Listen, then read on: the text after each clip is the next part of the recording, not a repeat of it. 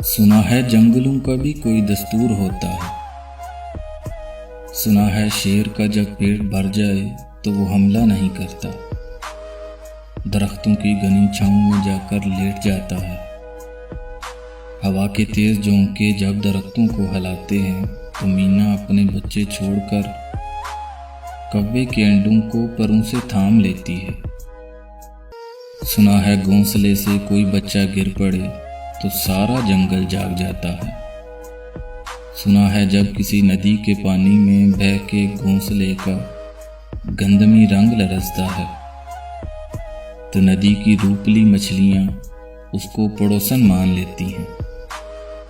कभी तूफान आ जाए, कोई पुल टूट जाए तो किसी लकड़ी के तख्ते पर गुलहरी, सांप, बकरी और चीता साथ होते हैं। सुना है जंगलों का भी कोई दस्तूर होता है।